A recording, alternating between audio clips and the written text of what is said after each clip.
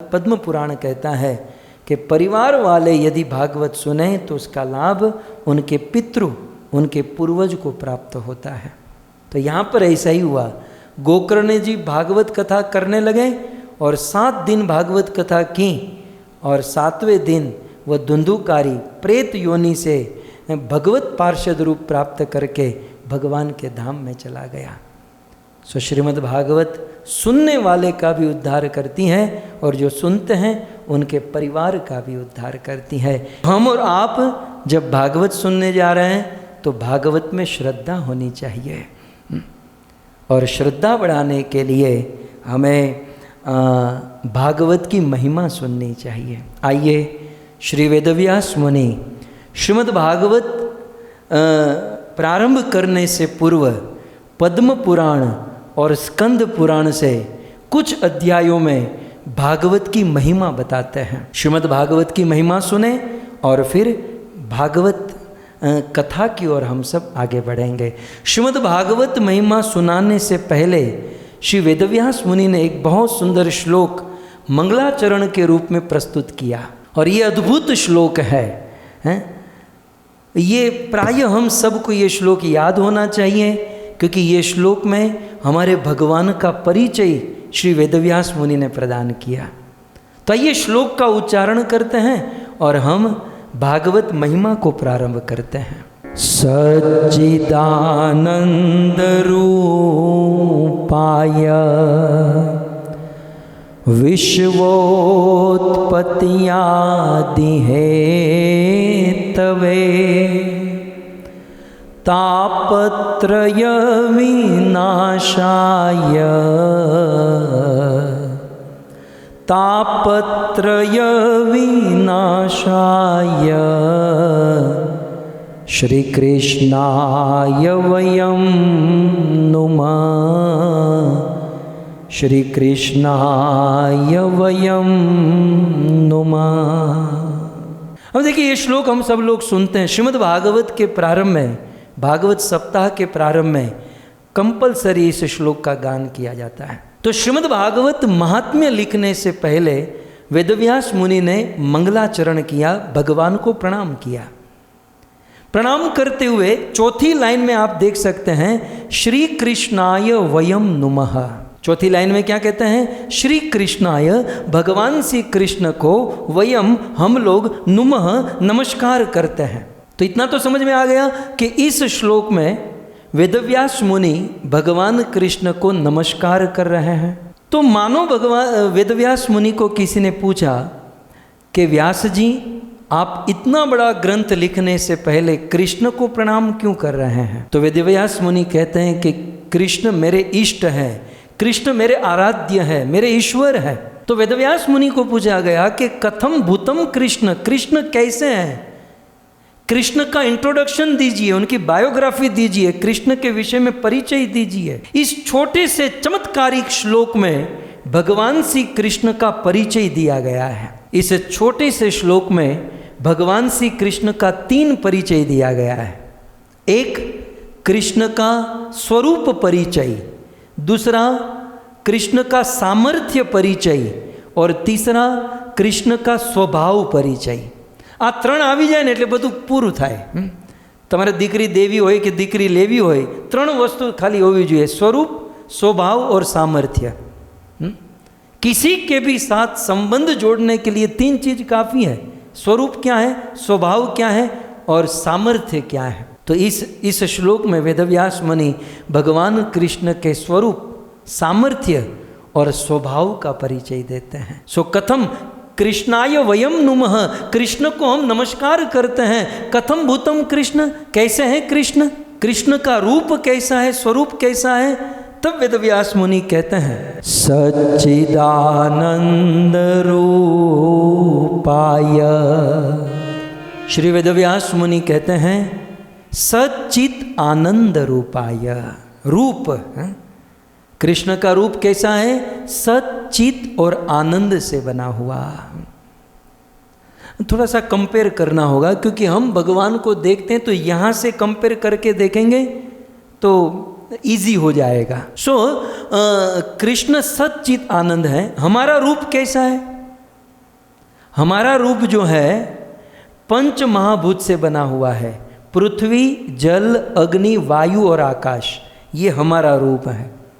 लेकिन कृष्ण का रूप किससे बना है? सत, चित और आनंद से बना है। जैसे हमारे रूप में, हमारी बॉडी, हमारे स्वरूप में पृथ्वी है, जल है, अग्नि, वायु, आकाश, इस पर विश्लेषण बहुत कुछ हो सकता है, लेकिन आप सब समझ रहे हैं कि ये 5 वस्तु, पंच महाभूत का ये शरीर है। कृष्ण का शरीर में तनिक भी पंच महाभूत नहीं है। कृष्ण के शरीर में तनिक भी ये 5 तत्व नहीं। कृष्ण के शरीर में केवल 3 वस्तु लगी हुई हैं, और वो है सत, चित और आनंद। सत किसे कहते हैं? कृष्ण का शरीर इस 3 तत्व से बना है, तो सत किसे कहते हैं? सत माने एग्जिस्टेंस, सत माने नित्य, सत माने जिसका कभी नाश न हो, जो कभी खत्म न हो। तो कृष्ण का शरीर जो है सत से बना है, जो कभी बूढ़ा नहीं होता है, जो कभी नाश नहीं होता है, जो कभी खत्म नहीं होता है, जो परम नित्य है, ऐसा है भगवान श्री कृष्ण का शरीर, जिसे कहते हैं सत्य। संक्षिप्त में व्याख्या करूं, चित्त। चित्त का अर्थ होता है ज्ञानमयी। चित्त माने ज्ञानमयी। कृष्ण का शरीर कैसा है? कृष्ण का शरीर ज्ञानमयी है, अर्थात कृष्ण के प्रत्येक अंग में ज्ञान है। जैसे हमारे हाथ को कोई ज्ञान नहीं होता, ज्ञान तो दिमाग में, बुद्धि में, चित्त में, मन में होता है। बुद्धि में भी कहाँ ज्ञान, थोड़ा बहुत होता है, वो भी समय पर काम में नहीं आता, ऐसे सब बातें होती हैं। लेकिन कृष्ण के प्रत्येक अंग में ज्ञान होता है।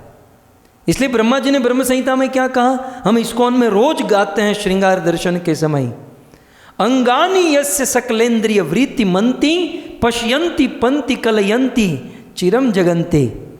भगवान श्री कृष्ण के प्रत्येक अंग, एक एक अंग सभी अंगों का काम कर लेते हैं।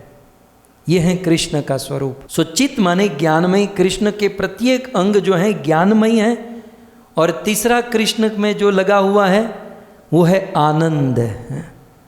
कृष्ण के शरीर में सत है, चित्त है और आनंद है। कृष्ण का शरीर आनंद से बना हुआ है। हमारे अखंडानंद सरस्वती महाराज ने एक बहुत सुंदर बात बताई, दास को दिल में बैठ गई। वो लिखते हैं कि आप लोग कुल्फी खाते हैं? कुल्फी खाते ही होंगे ना, ठंडी में मत खाना, गर्मी में खानी चाहिए। कुल्फी बनाने के लिए क्या करते हैं, वो मिक्स मसाला जो भी है लिक्विड, वो रात को फ्रीजर में रख देते हैं और फिर सुबह उठकर देखते हैं तो उसकी कुल्फी, मतलब जो लिक्विड होता है वो घन स्वरूप हो जाता है। तो स्वामी अखंडानंद सरस्वती जी ने ऐसा कहा कि इस ब्रह्मांड में या करोड़ों करोड़ ब्रह्मांड में जितना आनंद है वो सारा आनंद एकत्रित करो। ये कवि की कल्पना है, बहुत अच्छी बात है। सारे आनंद को एकत्रित किया जाए और एकत्रित करके रात को फ्रीजर में रख दो। अब इसलिए फ्रीजर भी बड़ा चाहिए। करोड़ों करोड़ों ब्रह्मांड के आनंद को एकत्रित करो और एकत्रित करके रात को फ्रीजर में रख दो। सुबह उठकर फ्रीजर खोलोगे तो वह आनंद घनीभूत हो जाएगा और आनंद की घनीभूत मूर्ति भगवान कृष्ण है।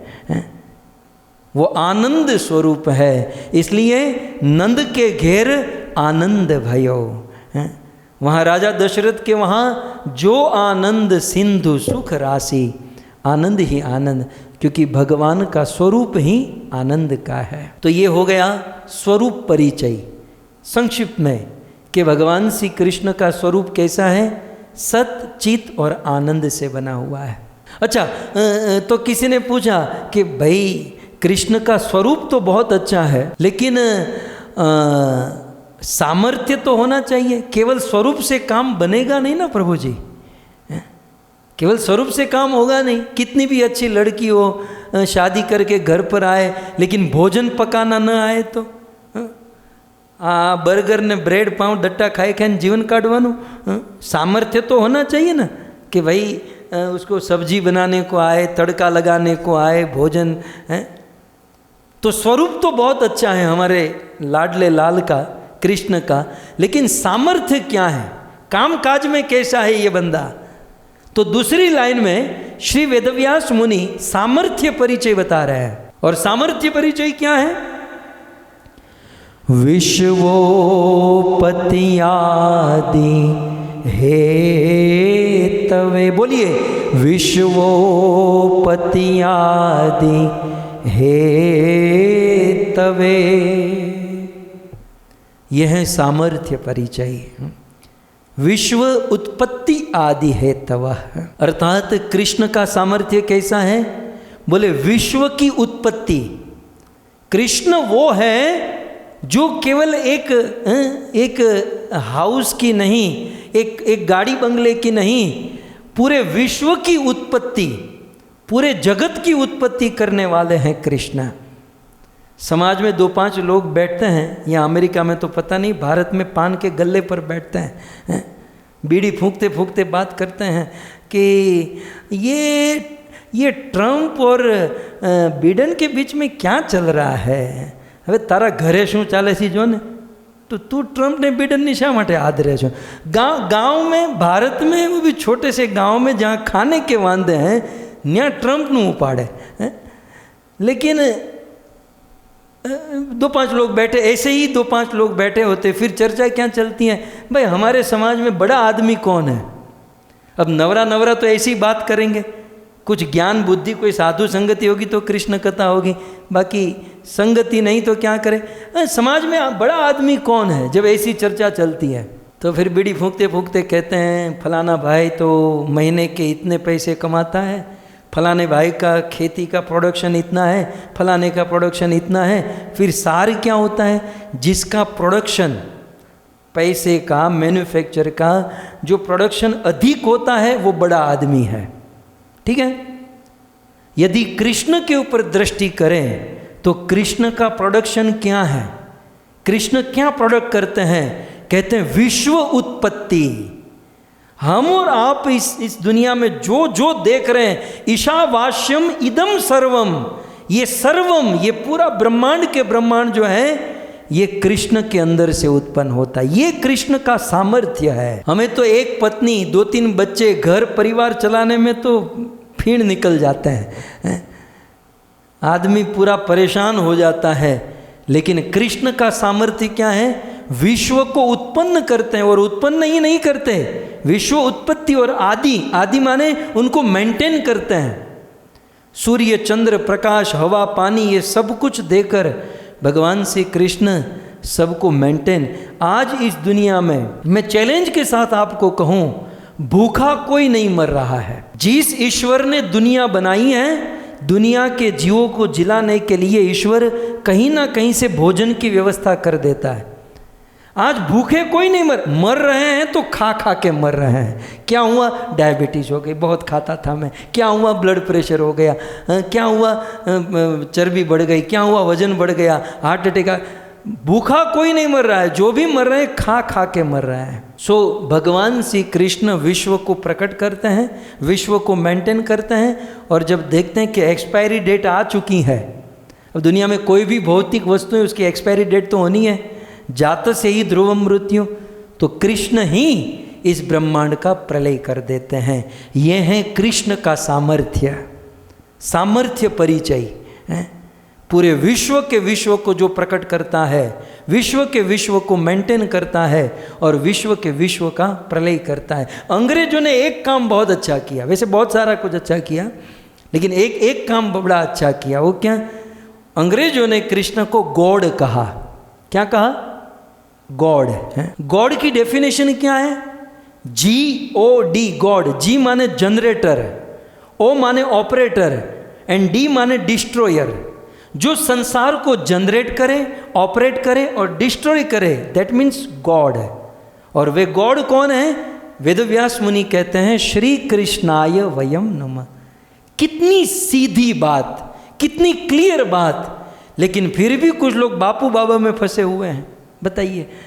तो ये है भगवान कृष्ण का स्वरूप परिचय, और दूसरा है सामर्थ्य परिचय।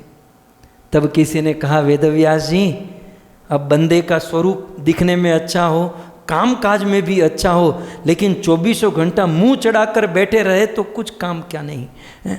स्वभाव अच्छा होना चाहिए ना। चलो रूप अच्छा है, कामकाज मतलब सामर्थ्य भी अच्छा है, स्वभाव भी अच्छा होना चाहिए। चिड़चिड़ा स्वभाव हो, उससे बात की न जाए, थोड़ी सी बात करो तो क्रोध कर। कुछ लोग तवे के ऊपर ही बैठे होते हैं, गैस को साथ में लेकर ही घूमते हैं, इतना पारा चढ़ा हुआ होता है, आप आपसे बात भी नहीं कर सकते। तो ये जो है ना, और खास करके जो शक्ति सामर्थ्य वालों का स्वभाव ऐसा होता है। ज्ञानियों को तो आपने देखा नहीं है, ज्ञानी लोग तो हंसना ही भूल गए हैं। इसलिए भगवान से प्रार्थना करूँ, ज़्यादा ज्ञानी मत बनाइएगा। हमें ज्ञानी नहीं बनना है, हमें दास, हमें भक्त बनना है। हमें ज्ञानी बनकर पंडिताई नहीं झाड़नी है, हमें भक्त बनकर रोना है। क्योंकि जब तक रोएंगे नहीं, ये आंखें भीगेगी नहीं। जैसे मैंने कहा ना कि गंगा का लक्ष्य है समुद्र में जाना, वैसे दास की इस कथा का लक्ष्य यह भी है कि एक ना एक दिन ऐसा आएगा कि हृदय गदगद होगा, वाणी गदगद होगी और आंखों से अश्रु की धारा होगी। सो खैर, मैं स्वभाव की बात करूं, कृष्ण का स्वभाव कैसा है? तो कृष्ण के स्वभाव के विषय में वेदव्यास मुनि कहते हैं, तापत्रय विनाशाय, तापत्रय विनाशाय, श्री कृष्णाय वयं नुमः, श्री कृष्णाय वयं नुमः। कृष्ण का स्वभाव बताते हुए कहते हैं तापत्रय विनाशाय। ताप का अर्थ होता है दुख, और त्रय माने तीन, तो त्रय ताप माने तीन दुख। क्या इस दुनिया में दुख तीन ही है? इस दुनिया में दुख तीन है? नहीं, 3 लाख 3 करोड़ प्रकार के दुख हैं। जैसे जैसे लोगों को मिलेंगे ऐसे ऐसे नए नए दुख आपको देखने मिलेंगे। लेकिन हमारे ऋषि मुनियों ने, हमारे वेदों ने उन असंख्य असंख्य दुखों को 3 भागों में बांटा है। दुख तो बहुत प्रकार के हैं, उन असंख्य दुखों को हमारे ऋषि मुनियों ने 3 भागों में बांटा। उन सारे दुखों का वर्गीकरण करते हुए एक आदि दैविक दुख, एक आदि भौतिक दुख और एक आदि आध्यात्मिक दुख। तो सारे दुखों को 3 भागों में बांटा गया। आदि दैविक दुख माने देवताओं के द्वारा मिलने वाला दुख, भूकंप हो जाता है आदि दैविक, सुनामी आ जाती है, रात को सो रहे हैं, और जो ज़्यादा पैसे होते हैं ना जिसके पास, वो समुद्र के बीच के पास अपना घर बनाते हैं, और जब सुनामी आते हैं तो पहले नंबर उसी का लगता है, वही पहले उड़ता है। अचानक सुनामी आ गई, आदि दैविक। अतिवृष्टि, इंद्र बहुत सारा बारिश कर दे, आदि दैविक। इंद्र बारिश करना बंद कर दे, आदि दैविक। सूर्य तप्त हो जाए, आदि दैविक। सो ये हैं आदि दैविक, देवताओं के द्वारा। फिर दूसरे प्रकार के दुख हैं आदि भौतिक, जो हमारे अपने समाज के द्वारा दुख मिलते हैं।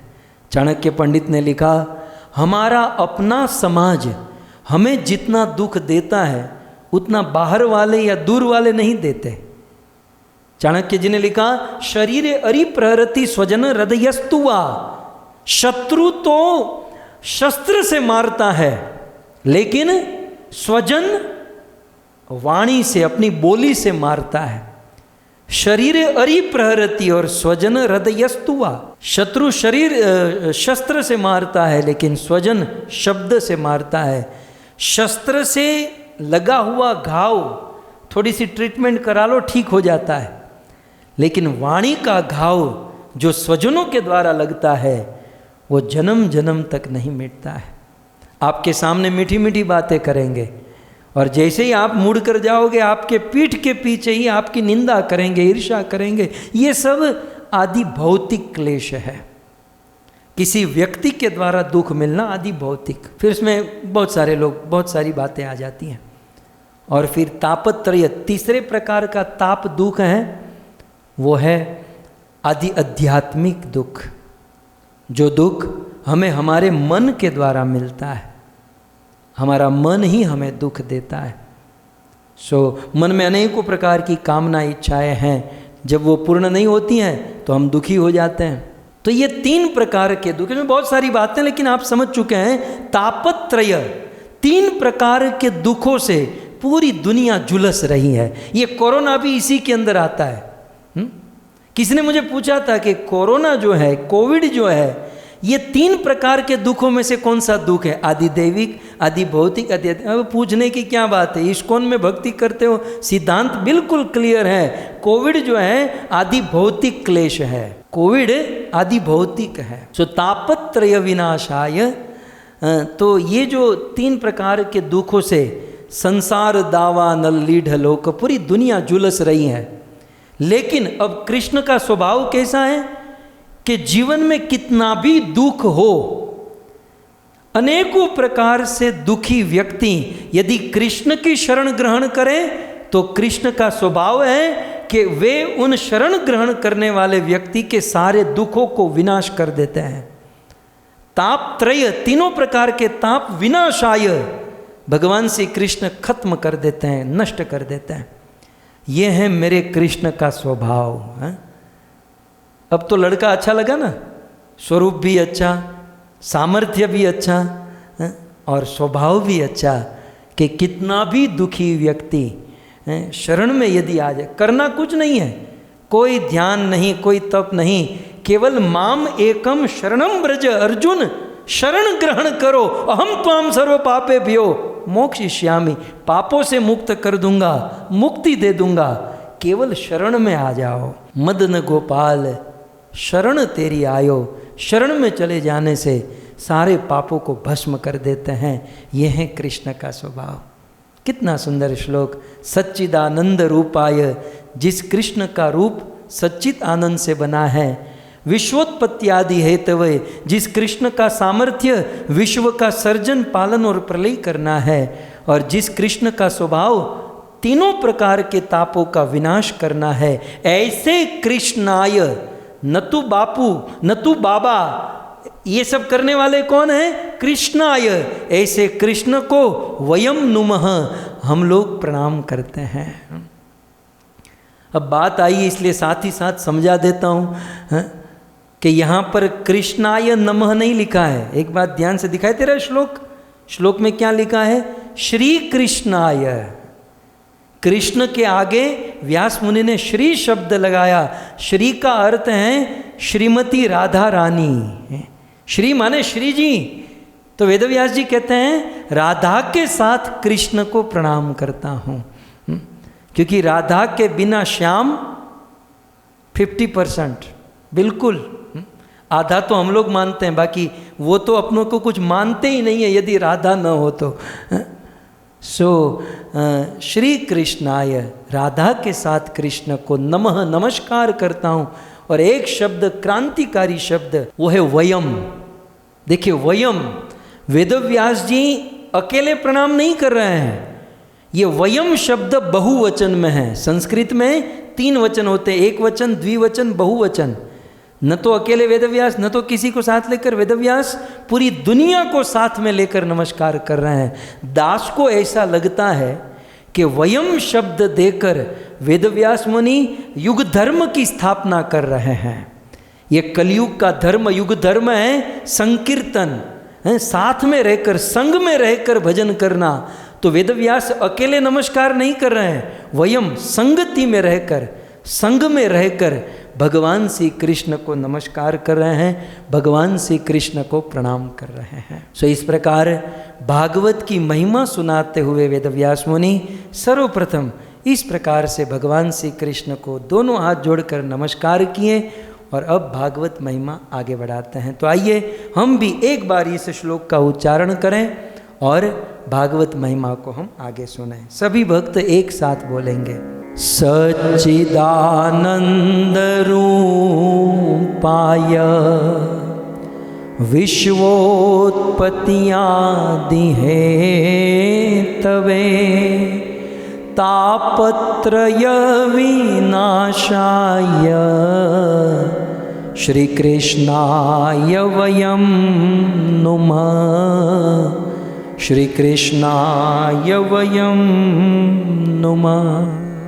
तो इस प्रकार श्री वेदव्यास मुनि ने भगवान को प्रणाम किया और अब भागवत महिमा के कुछ प्रसंग श्रवण करा रहे हैं श्रीमद् भागवत के प्रति श्रद्धा बढ़ाने के लिए। श्री वेदव्यास मुनि कहते हैं कि एक समय की बात,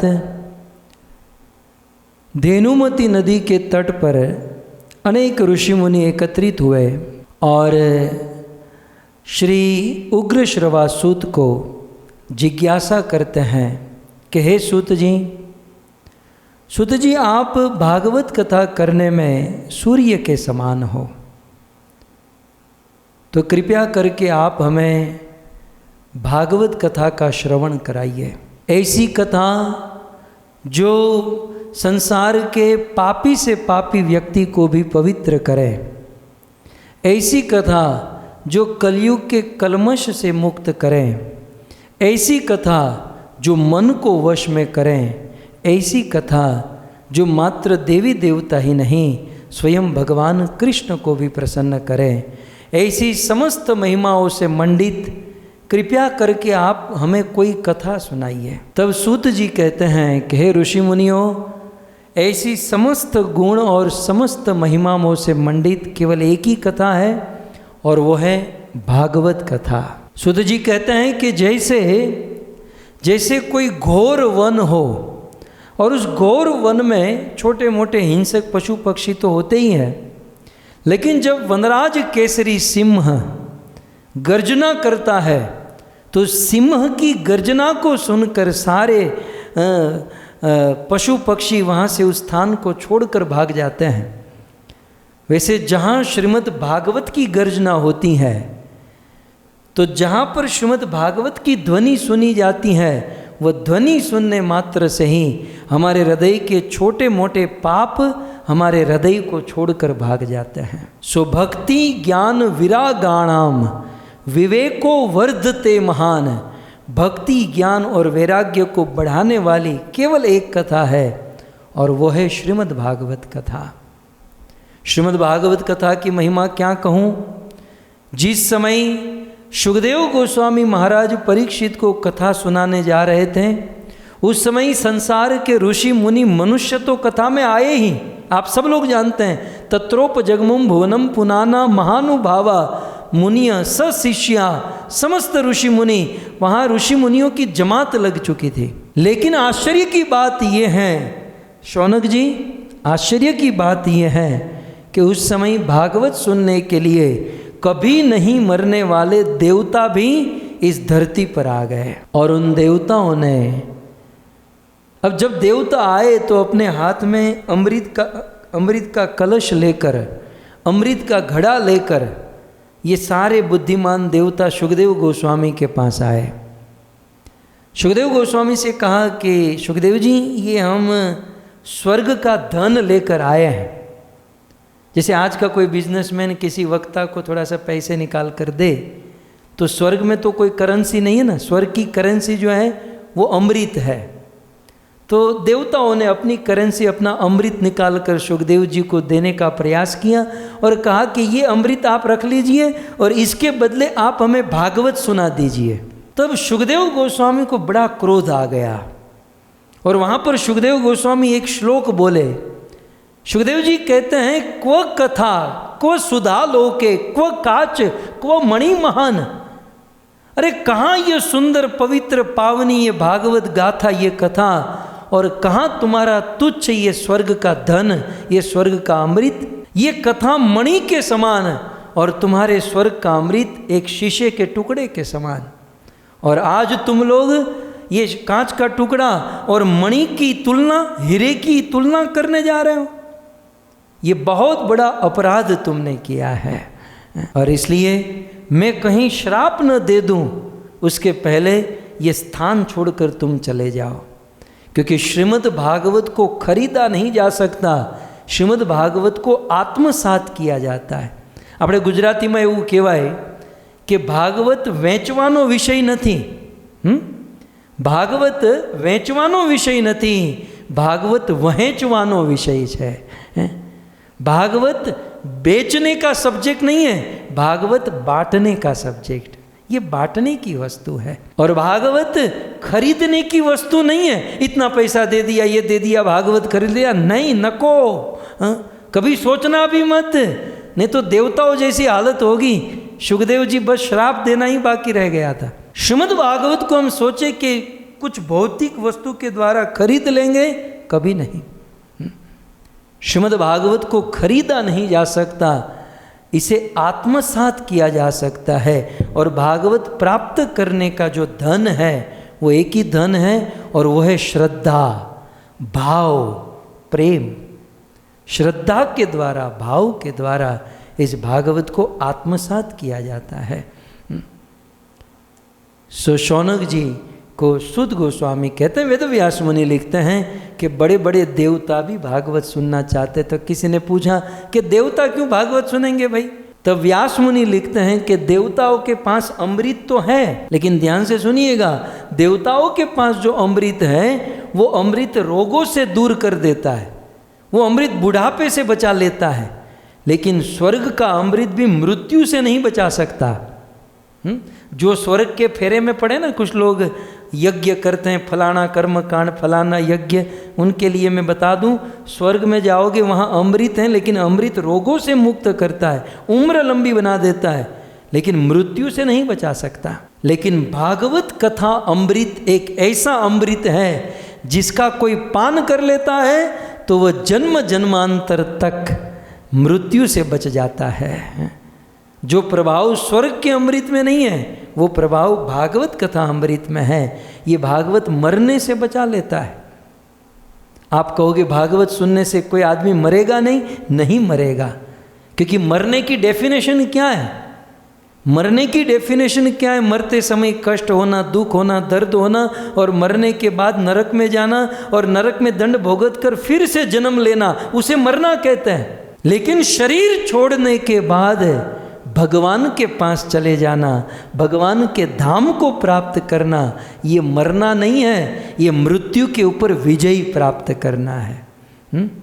सो श्रीमद् भागवत बार बार ये जो जन्म मरण के चक्र हैं उस चक्र से मुक्त कराने वाला ग्रंथ है। इतना ही नहीं, और एक इतिहास, ये देखिए, ये सब इतिहास भागवत महात्म्य में वेदव्यास मुनि ने विस्तार से बताए हैं श्लोकों में। संक्षिप्त में आपको बताऊं कि जब 7 दिन महाराज परीक्षित ने कथा सुनी, कथा सुनकर भगवान के धाम में गए, तब संसार में चर्चा चली, और ये चर्चा ब्रह्मलोक में ब्रह्मा ने सुनी। क्या सुना? कि राज्ञो मोक्ष तथा वीक्ष पुरा धातापि विस्मितः। परीक्षित महाराज 7 दिन मात्र कथा सुनकर गोलोक वैकुंठ को प्राप्त किए। ब्रह्मा जी ने कहा हो नहीं सकता। આપણે ત્યાં ગુજરાતીમાં કોઈકની તકિયા કલમ જ હોય, નો હોય, આપણે કાંઈ પણ કે નો હોય, અરે ભાઈ હોય, હું જોઈને આવ્યો છું તોય નો હોય, कुछ लोग न होए, ऐसा हो ही नहीं सकता, हो ही नहीं सकता। ब्रह्मा ने कहा कि ऐसा हो ही नहीं सकता। क्यों? ब्रह्मा ने कहा ये वेद पढ़ पढ़ के मुझे चश्मा आ गया, ये माला जब जब करके भजन गाने लगा, तारा घसाई गया छे पारा रे, पारा घसाई गया, लेकिन फिर भी मुझे भगवान नहीं मिले। और वो परीक्षित केवल 7 दिन कथा सुनकर वैकुंठ, इम्पॉसिबल। और यदि ये सत्य है तो मैं परीक्षा करूंगा। तो राज्ञो मोक्ष तथा वीक्ष पुरा धाता पिविस्वित, और सत्य लोक के तुला बंधवा अतोलियत साधनानी अजह। और उस ब्रह्मलोक सत्यलोक में तुला बांधी, और तुला जानते ना, वजन का कांटा, आलू टमाटर बेचने वाले आते ना, वजन का कांटा, तुला बांधकर ब्रह्मा जी संसार के सारे साधनों को तोलते गए। आप सब जानते हैं कथा, मात्र स्मरण कराऊं। ब्रह्मा जी एक एक साधन को, जीवन भर तक तपस्या करने का फल दूसरे तराजू में, 7 दिन कथा सुनने का फल, जीवन भर तक यज्ञ करने का फल दूसरे पात्र में, 7 दिन कथा सुनने का फल। ऐसे करते करते सारे साधनों को कथा के साथ तोलते गए। लेकिन रिजल्ट क्या आया?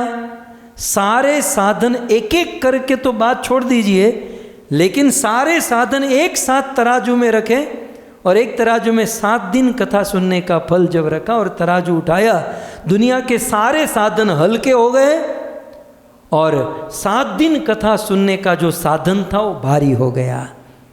और ब्रह्मा विधाता है।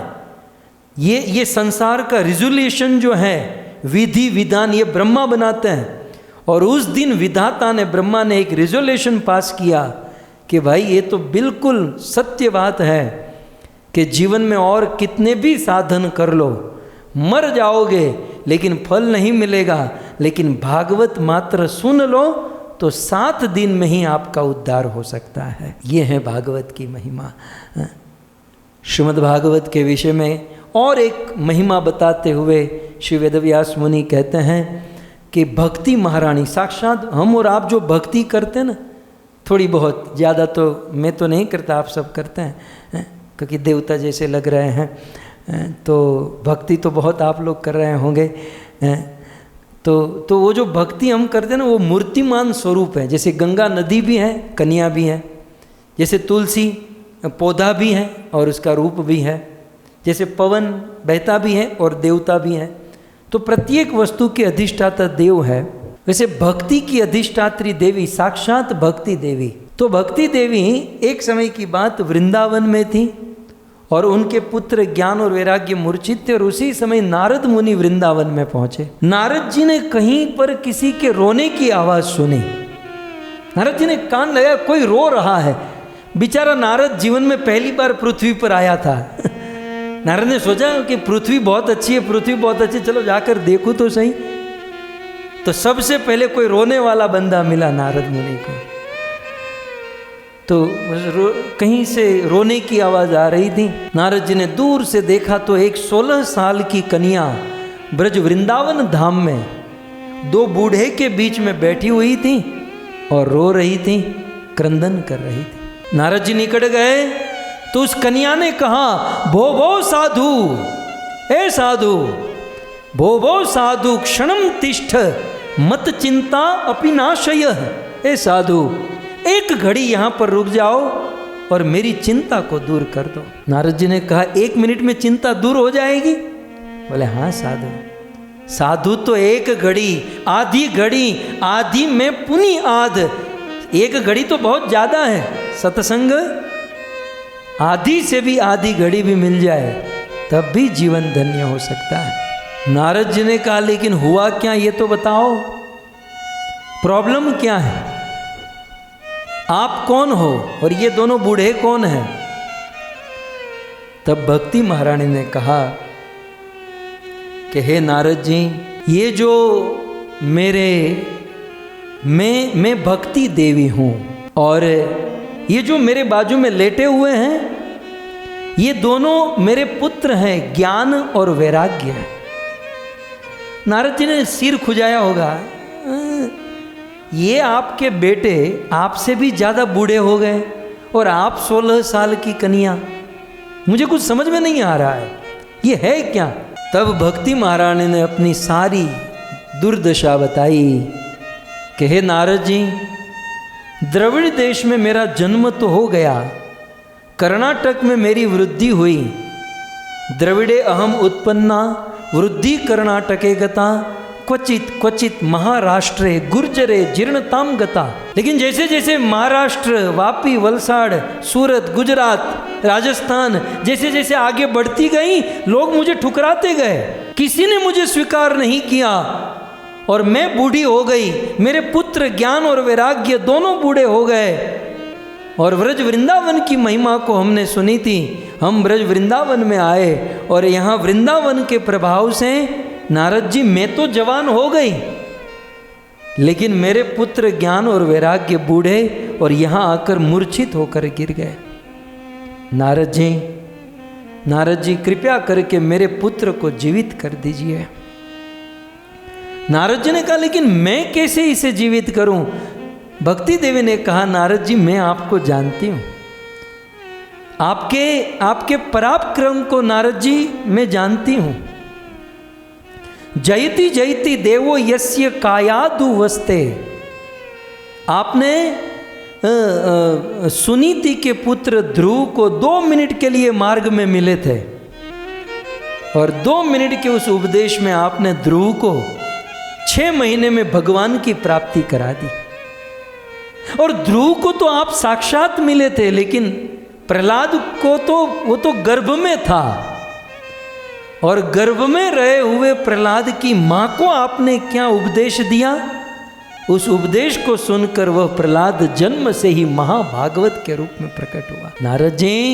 नारद जी आप हितायो जगतोर्कवत, जैसे एक सूर्य पूरी दुनिया को प्रकाश दे सकता है, वैसे नारद जी आप एक होकर पूरे जगत को सुखी कर सकते हो। इसलिए कृपया करके आप मेरे दुख को दूर कीजिए। और उस समय नारद मुनि उस भक्ति महारानी के दुख को दूर करने के लिए उस ज्ञान और वैराग्य जो बूढ़े हो गए थे उनके कानों में वेदों के मंत्रों का उच्चारण करने लगे, लेकिन फिर भी उनको होश नहीं आया। अनेकों प्रकार के श्लोक आदि कहे, लेकिन फिर भी होश नहीं आया। तब आकाशवाणी हुई, सत्पुरुषों के द्वारा सत्कर्म कराओ।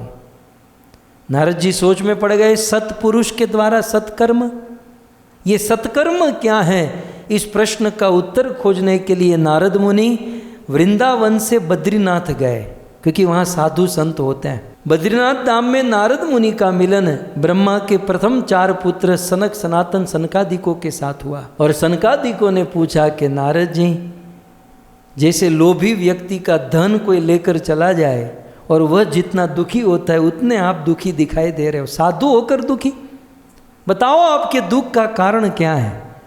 तब नारद जी ने पूछा कि इस दुनिया में सत्कर्म क्या है? सत्कर्म सबसे अच्छा, सबसे उत्तम, सबसे श्रेष्ठ कर्म कौन सा है? तब सनकादिकों ने हंसते हुए कहा कि नारद आप ही भूल गए, भगवान के अवतार, मनो अवतार होकर आप भूल गए।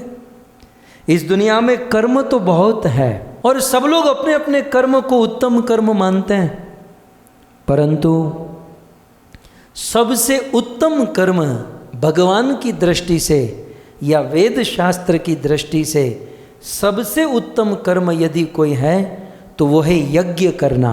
यज्ञ सबसे उत्तम कर्म है। लेकिन सनकादिकों ने कहा कि यज्ञ 2 प्रकार के होते हैं। एक है द्रव्य यज्ञ, जिसमें द्रव्य का इस्तेमाल होता है, जिसमें एक हवन कुंड बनाया जाता है, अग्नि की आहुति, घी की आहुति डाली जाती है, उसे द्रव्य यज्ञ कहते हैं। और दूसरा है ज्ञान यज्ञ। सनकादिकों ने कहा नारद जी, द्रव्य यज्ञ से कोटि गुना श्रेष्ठ ज्ञान यज्ञ होता है, और ज्ञान यज्ञ में भी कोटि गुना श्रेष्ठ है श्रीमद् भागवत कथा रूपी ज्ञान यज्ञ। अतः इस दुनिया में सबसे उत्तम कार्य है श्रीमद् भागवत कथा यज्ञ। ये कथा एक यज्ञ है, और भक्तों वेदव्यास मुनि ने इस भागवत कथा को ज्ञान यज्ञ कहा, सनकादिकों ने ज्ञान यज्ञ कहा। लेकिन दास ने निवेदन किया कि ये ज्ञान यज्ञ तो है, लेकिन शिल प्रभुपाद की कृपा से हम ये जो यज्ञ कर रहे हैं ना, ये ज्ञान यज्ञ के साथ साथ प्रेम यज्ञ है। ये हम सब प्रेम यज्ञ में जुड़े हुए हैं, क्योंकि इस यज्ञ से हासिल करना है कृष्ण प्रेम, भगवत प्रेम। तब नारद मुनि ने कहा कि भक्ति के पुत्र ज्ञान और वैराग्य को प्रसन्न जीवित करने के लिए तब तो कथा करनी होगी। आप कथा कीजिए, मैं आयोजन करता हूँ। नारद मुनि हरिद्वार में आनंद वन में भागवत का आयोजन किए। सुनते ही सृष्टि के संसार के समस्त ऋषि मुनि पधारे, और वहाँ ज्ञान और वैराग्य के कानों में ये बात गई कि भागवत होने वाली है। बड़े बड़े वेदों के मंत्रों से जो जीवित नहीं हुए थे, लेकिन भागवत का इनविटेशन आता है ना, अमित नारायण प्रभु भेजते ना, वो राधा गोविंद गौशाला स्पॉन्सर भाई, केवल इनविटेशन देखा। ज्ञान और वैराग्य जो बिल्कुल मूर्छित होकर मर गए थे, भागवत सुनी नहीं, भागवत का वो फ्लायर, इनविटेशन कार्ड देखा, दोनों खड़े हो गए। और खड़े होकर वृंदावन से चलते हुए भक्ति देवी के साथ हरिद्वार में पहुँचे। हरिद्वार आनंद वन में, जहाँ 4-4 व्यासपीठ लगी हुई है और सनकादिक भागवत का गान कर रहे हैं, और ये ज्ञान वैराग्य और भक्ति महारानी वहाँ जाकर भागवत सुनने लगे। दिन, 2 दिन, 3 दिन, 4 दिन, 5 दिन, कहते हैं 7वें दिन जब तक भागवत कथा की पूर्णाहुति हुई, तब तक तो ज्ञान और वैराग्य जवान हो गए। और पूर्णाहुति के समय महासंकीर्तन होता है। उस महासंकीर्तन में बड़े बड़े देवता धरती पर आकर, देवराज इंद्र मृदंग बजाने लगे, प्रहलाद महाराज करताल बजाने लगे, ऐसा सब लिखा है वेदव्यास मुनि ने पद्म पुराण में। प्रहलाद करताल बजाने लगे, इंद्र मृदंग बजाने लगे, गंधर्व गाने लगे और महासंकीर्तन हुआ। और उस महासंकीर्तन में ज्ञान और वैराग्य नाचने लगे और साक्षात भगवान विष्णु प्रकट हुए और वरदान दिया कि अब भक्ति, ज्ञान और वैराग्य को कहाँ रखा जाए। जब ये प्रश्न उठा कि अब इसका स्थान कहाँ निश्चित किया जाए, तब भगवान विष्णु कहते हैं कि भागवत सुनकर ये दोनों जवान हुए हैं, तो आज से मैं वरदान देता हूँ, इस सृष्टि में जो व्यक्ति भागवत कथा सुनेगा उसके हृदय में भक्ति, ज्ञान और वैराग्य का वास होगा। ग्रंथराज श्रीमद् भागवतम महापुराण की। ये ज्ञान, वैराग्य और भक्ति के लिए ज़्यादा कुछ करने की जरूरत नहीं। भागवत सुन लीजिए, तीनों अपने आप प्रकट, क्योंकि ये पद्म पुराण में लिखा है, भगवान विष्णु ने ये वरदान दिया है। ये है भागवत। और इतना ही नहीं, अंत में एक इतिहास, आत्मदेव नाम के ब्राह्मण जिसको संतान नहीं होने के कारण दुखी, ये कथा हमने बहुत विस्तार से 15 दिन श्राद्ध पक्ष में सुनाई। फिर आत्मदेव मुझे धुंधुकारी गोकर्ण सब रात को सपने में, अब तो बंद कर यार, हमारा उद्धार हो गया, पितरों का उद्धार हो गया, अब तो कुछ नया शुरू कर। तो 15 दिन तक हमने ये सब सुनाया था। केवल स्मरण करा दूं कि कथा सुनने वाले का तो उद्धार करती है, लेकिन जो कथा सुनता है उनके पूर्वज, उनके परिवार का भी कल्याण करती है। कैसे? तो आत्मदेव ब्राह्मण के 2 पुत्र गोकर्ण और धुंधुकारी। धुंधुकारी महाखल, महापापी, गोकर्ण महाभागवत। और इतना पाप किया धुंधुकारी, इतना पाप, पिताजी की सारी संपत्ति को उड़ा दिया। और गोकर्ण जी ने आत्मदेव ब्राह्मण को उपदेश दिया और आत्मदेव ब्राह्मण वन में जाकर भागवत पढ़कर भगवान को प्राप्त कर गए। आत्मदेव ब्राह्मण का उद्धार हुआ। धुंधुकारी 5 नृत्यांगना को लेकर घर पर आया और उन 5 वेश्याओं ने, नृत्यांगनाओं ने धुंधुकारी को गर्म कोयले मुख में डालकर मार डाला। समय से पहले धुंधुकारी की मृत्यु हुई, जिसे कमोत कहते हैं। और जीवन भर पाप किया था, इसलिए धुंधुकारी प्रेत बना।